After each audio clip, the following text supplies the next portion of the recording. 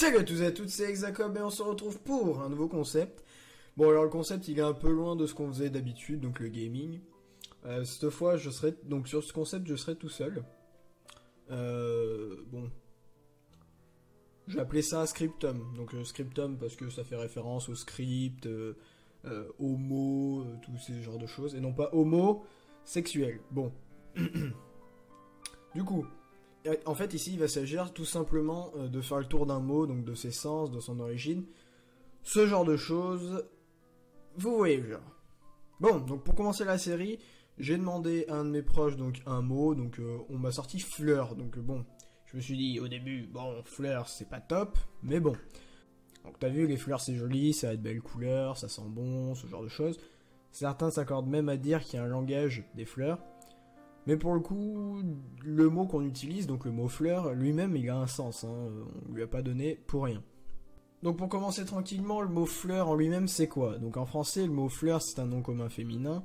Il se décline en différents sens selon que ce soit le sens propre, figuré, et en fonction des situations aussi. Parce qu'on va pas se mentir, les mots en français ils ont souvent 10 000 sens différents. Ici le plus commun c'est la plante à fleurs, donc suffit qu'elle possède une fleur pour qu'on dise que ce soit une fleur. Mais si on approfondit un peu le truc, on peut voir par exemple qu'en biologie, le mot fleur désigne l'organe, donc justement chez ces plantes à fleurs là, de la reproduction sexuée ainsi que l'ensemble des enveloppes qui l'entourent. Donc c'est ce qui va donner après une fécondation un fruit. Ouais, je sais, vous êtes triste. Actuellement là vous êtes triste parce que vous venez de comprendre que on bouffe un organe sexuel. J'espère que vous êtes content. Bon, je me ferais bien une pomme moi.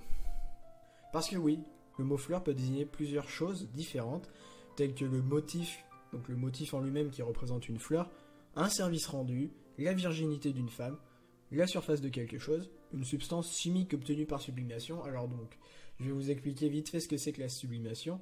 La sublimation, en fait, c'est un procédé chimique qui consiste à faire passer une substance d'un état solide à un état gazeux directement sans passer par l'état liquide.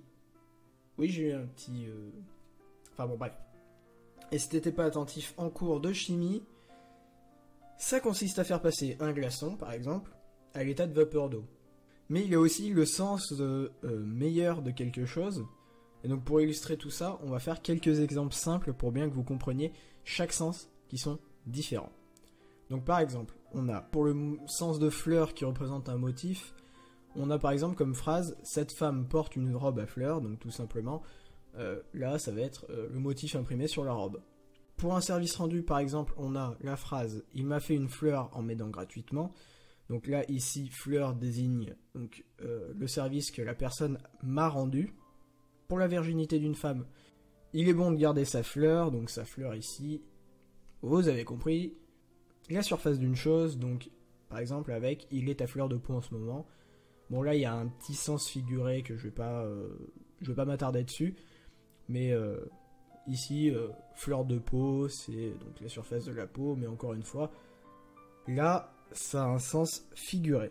Pour la sublimation, donc par exemple, tout simplement, les fleurs du nitre, hein, vous chercherez ça sur Google. Et enfin, une dernière phrase pour illustrer donc le meilleur de quelque chose.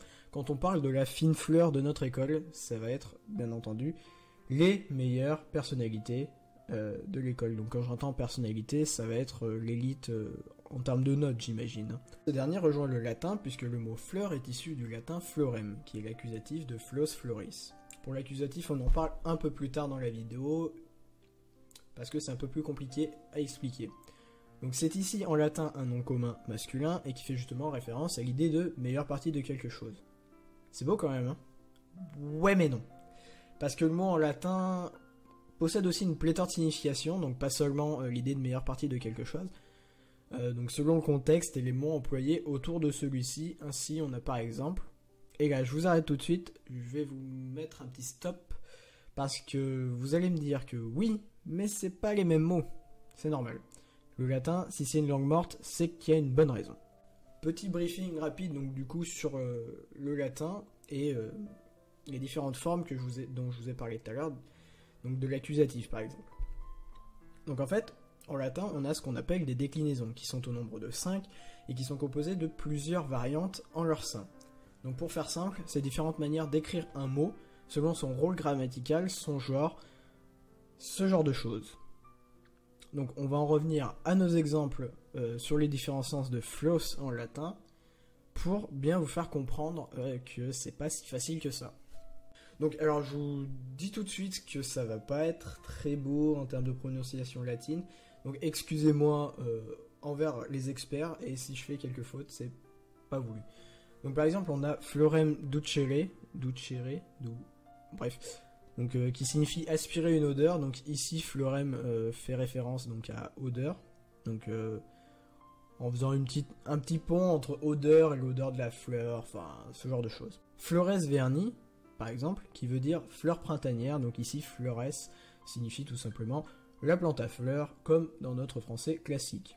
Flos nobilitas, qui signifie l'élite de la noblesse. Donc ici flos a bien le sens de meilleur de quelque chose. Flos vini, donc ici la signification c'est le bouquet du vin. Donc flos fait référence à bouquet, donc comme pour un bouquet de fleurs. Sauf que là, ça va être un peu imagé en termes de sens, parce que on a tous reconnu que c'était le parfum du vin. Flore vitae, donc dans la fleur de l'âge, ici tout simplement un sens qui va faire référence à l'âge de la personne, donc un âge mature, donc floré, donc fleur de l'âge, voilà. Et j'en passe, il y en a beaucoup d'autres de sens. C'est paradoxal quand même, c'est une bonne chose d'avoir plusieurs sens pour un mot, ça permet de faire de jolis parallèles, ça permet d'utiliser le mot dans différents contextes, mais ça complexifie vachement la tâche quand même. Il faut savoir que le mot latin tire aussi son origine de quelque part, donc tout le monde se partage les bons trucs en fait, donc plagiat, non, bref. Et donc le mot latin vient donc de l'indo-européen commun, je vais pas le prononcer, je vous l'affiche, qui signifie simplement donc fleur ou bourgeon. Alors je sais pas qui c'est qui s'est dit que c'était une bonne idée de l'écrire comme ça, mais j'espère qu'il a été viré. Parce que là il était bourré quand il a fait ça. Sur ce, j'espère que l'épisode vous a plu. Moi j'ai apprécié pouvoir travailler sur un nouveau style donc de contenu. Je sais qu'il me reste pas mal de choses à améliorer et c'est pour ça que j'attends vos retours, donc n'hésitez pas à partager.